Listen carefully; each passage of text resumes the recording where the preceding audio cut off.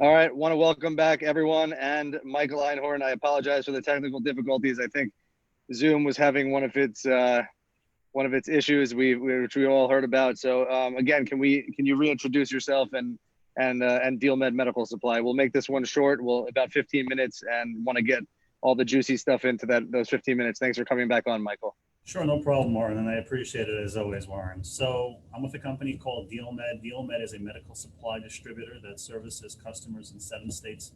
We service hospitals, healthcare systems, surgery centers, physician offices, things like that, and as well as government agencies. And we've been at the forefront of this PPE crisis right now, where everyone's facing coronavirus shortages of products. So that's kind of the product line that we're in, and that's kind of the products that we produce, sell, and distribute. That's awesome. And I know, and we just did this, but I'm sorry to take you through it again, but since we deleted it off Facebook, I want everyone to have the information. Has it been difficult to get medical supplies, and have you had to ration? I asked, is that a conspiracy theory or is that real? And I know you said it was real, but if you can, take us through those gut-wrenching decisions again. Absolutely, Warren. My pleasure. So it's not a conspiracy. It's real. It's happened. And actually, it continues to happen even today on a lesser scale. There was a time, as I was telling you earlier, there was a time for several weeks, starting at mid to late February, going in probably till April, where we literally had to ration products. And we're still doing it to a certain extent. But we literally had to figure out which healthcare system gets what, which hospital gets what, who's going to get product, who's not going to get product. And so it was a very scary and surreal time. And it is not a conspiracy theory. It's happened right here in the United States, unfortunately. It's something that we all lived with for several weeks. And what item, like what PPE item has been in most scarcity? So the product that everyone's familiar with are the N95 masks, and that's been obviously a product that's been hard to get and very difficult to get. So that's obviously one of those products, but there were other products too. There were respiratory products, there were products like isolation gowns, even basic face masks. Gloves right now are another product that are on shortage. So disinfectant products. So there's a lot of products that are related to not only the PPE, but kind of go along with infection control, prevention, things like that, that really have been affected by this crisis. And so it wasn't just one product or two products. We're talking about several dozen, maybe even hundreds of products that have been on shortage. That's tough decisions to have to make. When lives are at stake, and we're talking about protecting our medical workers. But you're a good moral, ethical guy, and I think it's good to be in your hands. We also, when we were talking earlier, we discussed China and the over-reliance and dependence on China and their medical supplies. They had a crisis themselves. You said earlier they were dealing with other countries, but not their biggest market, which is us. The United States of America. So like, what's your positioning, and what do you think about being overly dependent on them? So China has a production and manufacturing powerhouse that they have going on, and there's no question about it. And I think that the notion that we can just walk away from China is not realistic. But at the same time, there's been an over-reliance on China, a very unhealthy over-reliance on China. And as I told you earlier, and I'll tell your viewers again here, is that when you look at the facts, and I'm not going to talk conspiracy theories, but we look at the facts. We look at, number one, the United States has had the most coronavirus cases. They had the most coronavirus deaths. So the U.S. was at a critical point where it had shortages. It was relying on products from China. China wasn't delivering those products. And so the argument goes, well, was China hoarding it for themselves? They wanted those products for their own people. And that's true. But on the flip side, we know of many of the missions that they've had with Italy and other countries. And so they were shipping product. And they were also trying to take advantage of the Americans as well by inflating prices, which has not been very well documented. I know that's being looked into. But the reality is that the U.S. and China are the biggest trading partners in the world, and the U.S. was affected the most by the coronavirus. So surely the Chinese should have done whatever they can to try to help out the United States. And it wasn't a time for politics and games. It was a time to step it up and working together. And I don't think that's what happened. So again, the reliance on China needs to slowly unwind itself. I don't think it's going to happen overnight, and I don't think it's going to go away entirely. There is a place for China. There is a place to produce products in China, and we're not saying that China is going to be a non-player, but we also do know of some of these issues that have been happening, and we really have to address them. We can't just let the status quo take place. So you're saying it's almost like you're married for a long time, you're trading partners, and then one of the partners gets cancer, and it's like, I'm out, peace. I mean, that's what it sounds like. I mean, or I mean, was it that extreme, or was there still a flow of supplies? Well, it was actually more extreme. Is they said they had cancer, but really they didn't. There was a lot of deception, a lot of deceit going on, and I think that we're not playing into the games here whether they had more cases than they didn't have or all that sort of stuff. I'll leave that to everyone else because it's not my area of expertise. But the reality is that the U.S. was affected the most, more so than any other country on the planet. So surely China should have stepped it up. Surely China knew that the United States was in dire need of its products, and they didn't. They didn't. It doesn't mean they didn't export. Doesn't mean they didn't bring products into the United States. I'm not saying any of that. I don't think they stepped it up. You have to give it your all, and they didn't give it their all, and they didn't give it the half. So when we talk about China and trade with China, like I said, there's a place and time for them, but I think that the reliance on them needs to slowly begin to unwind itself, and it has to happen sooner rather than later. Yeah. So do you? I mean, are you guys as a company pivoting away from China?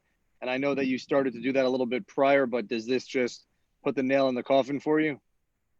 We've been doing this for well over a year, as I was telling you earlier, Warren. So we've been moving away from China prior to the trade wars. I've been very vocal about it. In fact, if you look at some of the interviews I've had, Yahoo, I was on Yahoo in August, and I clearly stated the biggest issue with the trade war is not the trade war. The biggest issue is an epidemic, quote unquote. And I stated that if there would be an epidemic, the supply chain is so fragile, the reliance on China is so unhealthy. So I don't want to say we could have predicted coronavirus. No one was able to predict that, but one of the things that we were able to predict is that there would be a blip in the supply chain. It would just collapse, and it did. So it was predictable, and we've made a decision to move away. And what does that mean? Some of the products that we manufacture ourselves, we try to move away. Other products that we buy from our vendors, from our suppliers, we try to move to American companies or other companies. It could be European companies. It could be Latin American companies. And, I'll tell you something, Warren, what's very interesting. For the first time in my career, I'm doing this for about 15, 16 years, but for the first time, I've seen hospitals come to us and say, Michael, where's the product made? Where this and this product, where is it made? Oh, it's made such and such country? Okay, great, we're interested. So there's an awareness that we haven't seen any time in the past where people are starting to just be more cognizant, at least, of the fact of where these products are made and are trying to lean more on products that are made in other countries. Yeah, I mean, Liron Bentovim, who was watching earlier, asked, if companies are pivoting to, to make medical supplies in Mexico or the U.S. I understand that some items are cost prohibitive, but do you see people moving in that direction? So we're starting to see it. We're starting to see it. Like I said, it's going to be a process, and it needs to happen. But we're starting to see a little bit of that happening. Unfortunately, the industry is very reliant on China. A lot of the big players in the industry, and the industry is a very large industry. We're considered very small compared to the bigger companies. The companies that we compete with are all Fortune 500 companies. They're very well invested in Asia, and it'll be very difficult for them to move away, where smaller companies like us can pivot much more quicker because either we don't have ownership or relationships with the factories directly, and we can channel products more quicker. But I'll tell you that at the end of the day, like I said, the consumer drives the sale. And what that means is that the hospital ultimately determines what product gets in that door. And I think that with the current administration we have now and the signals they've been sending, American-made product or even, non-Chinese-made product is going to be, there's going to be a premium that's going to be paid. I don't know what that premium is. I think it's too early to tell. And the signaling as well has been that there's going to be some sort of incentive, both on the manufacturing side, which there's been signaling that there's going to be reduction in terms of capital gains and all sorts of different things in terms of production in the United States. So I think overall we're going to see more and more of it come back. I don't think we're going to see all of it come back. Like I said earlier, there's a place for them, but I think that I'm an advocate of moving it away as quickly as possible. Understood, especially if there's a second wave. So, and what's your, I mean, what are you doing as far as posturing and planning ahead if there is in fact a second wave? Obviously, we hope that there's vaccines, but even the the most hopeful situation, mean it's going to be a little bit down the road. There's also herd immunity. Again, we're not epidemiologists, we're not physicians, so we won't opine on this. But if there's a second wave, you are part of the supply chain for medical supplies. What are you guys doing? So many healthcare systems are in fact planning for a second wave. We don't know if there will be or won't be one. For example, in the state of New York, there's a mandate by Governor Cuomo that hospitals need to have a 90-day stockpile worth of supplies. Believe it or not, although it's very beneficial to us financially as a company, we're opposed to that regulation. We don't think it's right now something that should be implemented. It's a little too early, and it causes more disruption in the supply chain. But I think most healthcare systems we're dealing with are preparing for a second wave. I think from a supply chain perspective, we may be prepared. I think there are a couple of unknowns that may really offset things. And I'll give you some examples, Warren. If there is a second wave, just keep in mind there's going to be a second wave not only in the United States, there's going to be a second wave in China. There's going to be a second wave in other countries too. So what happens at that point, we don't know, meaning if there's a second wave in China, it's very likely, and if it's a severe second wave, it's very likely that the Chinese will again ban exports. Again, they never officially banned exports of medical products, but it's been pretty obvious they've limited it to a certain extent. So that's another unknown. But I think that in the end, I think that the U.S. is trying to do what it can to really revamp and its supply chain, especially things like the national stockpile and other projects which some of it we're involved with. There is a lot of movement going on right now, and there's a lot of money, honestly, from the federal government towards these healthcare systems to really ramp up their PPE. And we're seeing hospitals do that right now. We're seeing them place orders, for months in advance, and that we're in talks with healthcare systems about stocking products for them because they're just out of space, and not just one healthcare system, literally dozens of them. So, and that's just in the New York metro area. I can't talk for hospitals in California, but the point is that I think that we'll be in a better position should there be a second wave. But there still may be some unknowns, especially out of China. The second wave does happen. It probably, like I said, it's going to happen in China most likely, and so we'll have a problem if that happens in China as well. Who's going to pay for all this? I know you said the federal government's getting involved, but and state agencies usually have supply and they have money, but there's going to be state. I mean, we're like there's bills, the $1 trillion bill that the Democrats are proposing, to bail out the states. I mean, how can you mandate a 90-day, stockpile, and you're also telling them that we can't charge for testing, you can't charge for certain COVID treatment, everyone's covered, which I agree with completely, but like who's footing this bill? It's a great question. So going back to the 90-day stockpile, the 90-day stockpile, honestly, is idiotic. It's just totally gut reaction. Just a response to it's just an arbitrary thing that they've come up with, and it wasn't well thought out. And I'm not, we don't talk politics here in our office, so I can't talk politics, and I'm not going to. But I'll tell you, Warren, at the end of the day, when you have a shortage, to demand a 90-day stockpile, I mean, I don't need to be a genius or a mathematician to run the numbers and tell you it doesn't make sense. So that's number one. Like sometimes you have to wait for things to normalize before you make a decision, right? So well, yeah, because otherwise it's an overreaction. Like we needed it now. Who knows what we need? I mean, again, likely, it's likely that we'll have a better knowledge of what's going on. The physicians will know what they need. The hospitals, and everyone, will handle it better. But yeah, I think it's crazy to overreact, from this, in anticipation of a second wave. Right, and just keep in mind, Warren, we're barely 90 days into this crisis. Just to give you how long of a 90-day window is. I think a better approach is to take a look at this to say to healthcare systems that we're worried. What are we worried about? We're worried about a second wave. We're on the other end of the curve already. We all know that, right? So we're worried about a second wave, most likely in fall. So I think a better approach would be to have X number of days. I don't think 90 is the right number in the fall.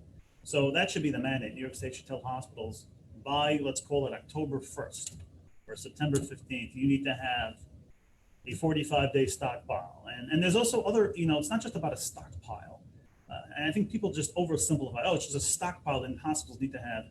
There are contracts and obligations. For example, we have products as a company and an industry, we have products that we stock on our shelves for customers. So can a hospital utilize that inventory towards its stockpile? Well, only if they own it, but they don't necessarily own it. We have a contract with them. So it wasn't well thought out. It wasn't reviewed.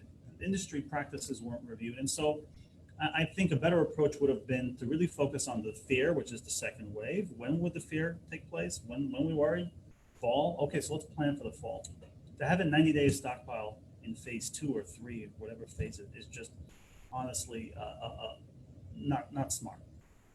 Yeah, I mean, you're calling for another shortage. I mean, you're creating another shortage, or you're pushing, you're pushing it so hard that you'll be prepared. But I agree that if dealing with companies such as yourselves, like you're not a government agency. You can handle a deadline and you can execute for that deadline, and so can the supply chain, if not forced to have such a big stockpile.